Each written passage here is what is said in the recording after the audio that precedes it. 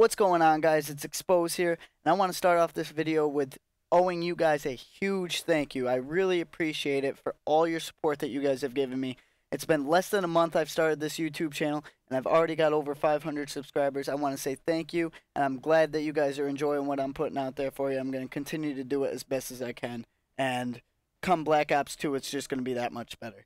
Alright, I want to kind of talk about my last video for a second. You guys seem to really like that, and you wanted a video on what it takes to get known and how to get there.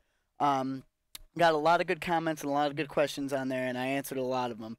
I saw a couple people post, why don't you make a video on what it takes to get into the competitive community? How do I get to playing competitive from a casual standpoint? I said, alright, and that's what this video is about, guys. Before I answered the question on what it takes to get there or what you got to do in order to start playing competitive, I want to kind of give you guys a little summarized story of what I did. I played way back when in Halo 2. I played real casual. I played even before then, but I was young. I didn't know anything about. I was still playing football, so competing was kind of the last thing I really was thinking about. It was more along the lines of me focusing on my sports, and that was my competition. So I kind of let that go. Halo 2 came around. I was playing that, like, grinding that game. I really wanted my 50, all that good stuff. And ended up getting an Xbox 360, got Halo 3, and I got a message from one of my buddies saying, yo, pick up Call of Duty 4. This is absolutely awesome, blah, blah, blah. It's one of the best games I've ever played. So I decided, hey, why not? Worst comes to worst, I'll return it. I picked it up, absolutely loved it. I was playing with I told one of my buddies in real life who I was playing with all the Halos with. I was like, yo, you should pick this game up. It's actually a lot of fun. He was kind of skeptical about it because it was an army game. I was like, yo, I'm telling you, this is a fun-ass game. You should pick it up. So he said, all right. So he picks it up, and next thing you know, we're competing on GB. We found a kid in a pub, and he was like, yo, you guys have GB accounts, blah, blah, blah. We were like, what the hell is GB? And next thing you know, I'm making a Game Battles account, and I made a team, me, him, and that kid from the pub. So me and my buddy, we played well. We played well for the first time in the first season. We were 40-20. We were kind of getting rolled on a lot, and I was just like, yo, this isn't really fun. I don't like getting beat like this. I'm not used to it. So it made me work harder. Next thing you know, next season, we were playing well. I forget what our record was, but I think we only had 10 losses, and we had like over 100 wins. So I was like, yo, we really need to continue to do this. So we decided to join the Best Search and Destroy team called Core, with a kid named Amplify who was on Fear. Next thing you know, that's where we got our opportunities. We found out about the MLG. We were like, what the hell is MLG? Major League Gaming? That sounds nerdy. Then we looked at the prize, and we saw it was $5 grand for first place, and I was like, yeah, we're playing in that. Chris, who was my friend, we're definitely playing in that. So we decided to pick up 2 players on the forums. We already got a pretty well-known name just from playing GBs, guys.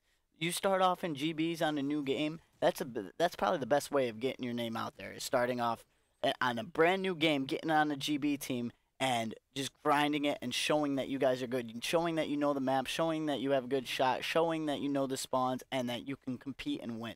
That's your best bet to start off with a new game. So Black Ops 2, my number one advice to you would be get a GB team together with whoever it may be, whoever you want to. Get a GB team together and make sure you guys are playing well together. You're not arguing, and you're learning the maps, the spawns, the game types, and just learning the game. Make sure that's number one. But before we get back into that, so back in COD 4, when I'm playing these MLGs, first one, we ended up finishing 5th. Me and one of my best friends from school, and we picked up 2 people that we knew from our GB team. And next thing you know, bam, we placed 5th the very first tournament we played in. We continued to play, and the story is pretty much self-explanatory from there. I became a COD 4 Modern Warfare 2 pro on both those games. Black Ops, I didn't play them too much because it was party life, college, whatever. But yeah, that's how I started. Simply just playing pubs and playing with someone I knew. We got good at the game. We didn't even know about the competitive scene until someone actually told us. So now there's no excuse for you guys to say, well, I didn't know about the competitive scene. I'm telling you right now, GameBattles.com. This is where any pro that you talk to, guys, anybody that you've ever talked to has started on GameBattles.com. There's not one MLG pro that I can think of off the top of my head that just came out of a pub and next thing you know was an MLG pro. Game Battles is that step that you have to take to get there. So make sure you guys check that out and get on there. Make a team with players that you know, that players that are good, players that you can get along with, and just grind it. Just play as much as you can and get better and get better and get better. Practice makes perfect. That's all I gotta say. Some people say you're a nerd for grinding. Hey, if you're really ambitious about this like I was, then you're gonna do it. Now, for you new players, like I said, game battles, that's number one. How do you go about picking your teammates? I've been told, and honestly, this is probably the best advice I've ever gotten. Don't make your friends your teammates. Make your teammates your friends. Now, a lot of you people are like, what the hell does that mean? Okay, so I made kind of a mistake with my buddy from real life, and it worked for a while. It got me out there, it kind of got him out there, but it was kind of a bad mistake. I made one of my very good friends in real life my teammate. Now, at first it's going to work great, but eventually you're going to get into a crossroads where either you guys are know each other so well that if there's a little mistake, you guys are going to bick at each other, one. Or two, there's going to come a situation where you pick up two players and there's another variable added into it. So, like, say that me and my best friend that I was just playing with in COD 4 start teaming, right? And we're a duo, whatever, we're doing well. And then all of a sudden we find these two players who come contact us and they're like, yo, we got a sponsor. You guys want to team up? Yeah, absolutely. Sponsor, that sounds awesome. We team up. And then all of a sudden they don't like him because either one, he's got a bad attitude to them, or two, they just don't think he's a good player. And they're like, well, we want you to come with us. We got full rides to all these tournaments, completely free, blah, blah, blah.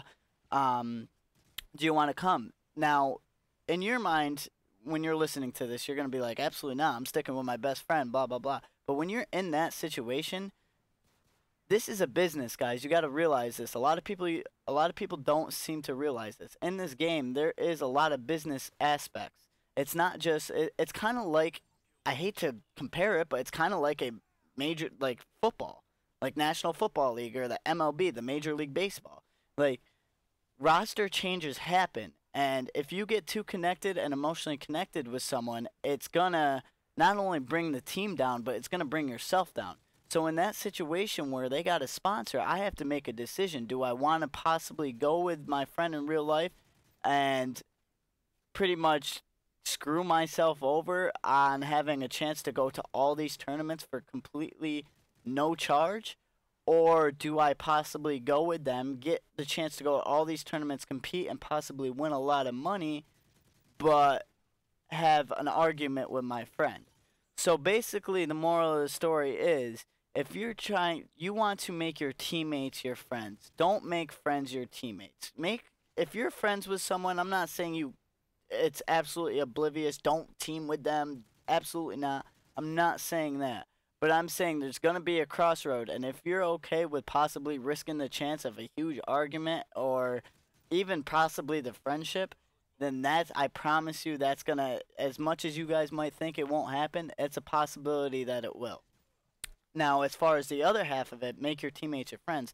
Make sure when you pick up 2 players or 3 players, or when you join a team, make sure those teammates that you have, you can be friends with. Like, don't make it so that it's just like you guys get on, say everybody's like, oh, we're all getting on at 9 o'clock. You get on, you scrim, you get off, you never talk unless you're scrimming.